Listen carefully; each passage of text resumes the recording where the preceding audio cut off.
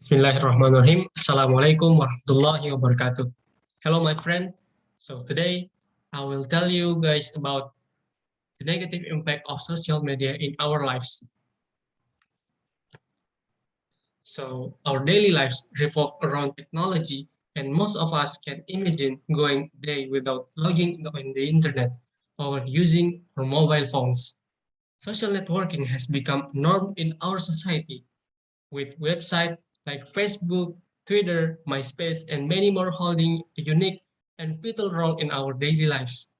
The idea behind social networking is to enable us to hold better contact with friends and family, advertise establishment, artists or product, and connect with new people. Social networking has without a doubt contributed to many positive things, but is it also affecting us negatively? Here's some of you negative aspects that come with active social networking behavior. So the first is addiction to social media. Number of behaviors associated with excessive use of social media have lately become the subject of much discussion and research.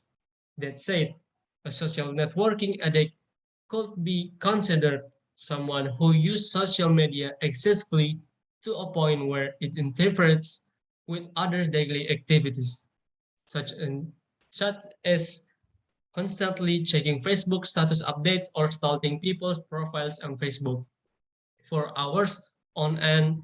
A Facebook addict. A research team headed by Wilhelm Hoffman and of Chicago University concluded in 2012 that Twitter is harder to resist than cigarette and alcohol.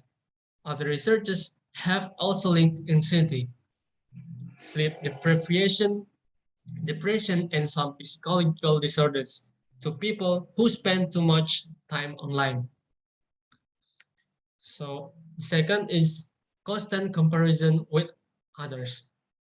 Let's face it, we all look at each other's social networking sites, admiring clothes, lifestyles, and even relationships, more than often wishing that our lives were as great as others.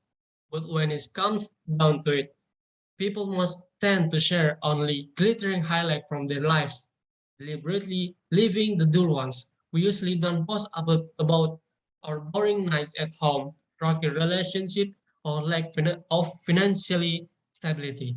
However, this is not taken into consideration when people start comparing their lives to others and instead end up feeling miserable, which can at times even lead to low self-esteem and depression. So next is making friends online. Also, social networking help us to connect with new people. It has to impact how people make friends this day. Instead of meeting face to face, people nowadays are happy to scroll through an endless list of bit-sized snips of personal information, or interact through comments, or even chat with multiple people simultaneously. We're trading a great deal of physical interaction with very superficial and sometimes shallow form of interaction. Many people who are best friends on Facebook are unable to carry out a face-to-face conversation amiably. And then there are those who instead sharing their thoughts about any problem with their real friends spend endless time chatting over the internet. So next, the distraction. One of the major cons of social networking is distraction it causes in everyday lives.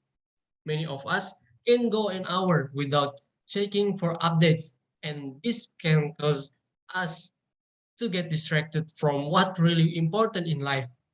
Instead of focusing on work, school, family, we spend majority of our time online looking for the next juicy standard updates, headline on photo or photograph. Social networking is supposed to help individuals learn grow. Instead, every time we're on social site, we feel unproductive and distracted.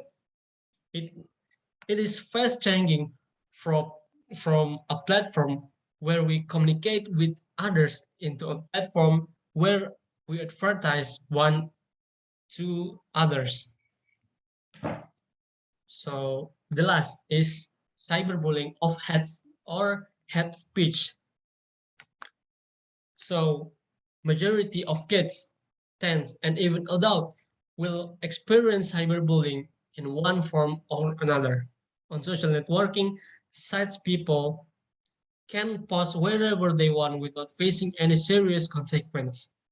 Much of information shared is often untrue and rarely controlled by social media sites.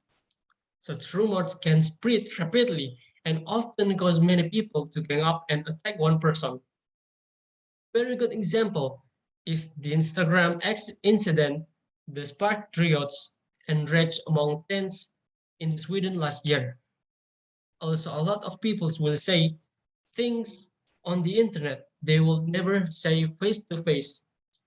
They will relentlessly bully someone saying horrible things that they will never have said in a face to face interaction. Parents of bullied kids are often unaware of their kids' predicament.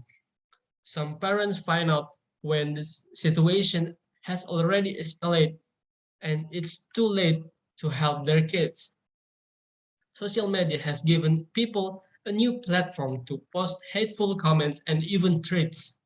Discussion on some social sites can at times run nasty, and in some cases, journalists, writers have been victimized and treated due to their different views in controversial topics. Obviously, social networking sites are here to stay, and already they have changed by way we experience, think, interact, share opinion, make friends, and even vote. But is it time we reconsider some of our rapidly sharing social networking habits before we lose ourselves in this mayhem? So that's all from me. Thank you. Wassalamualaikum warahmatullahi wabarakatuh.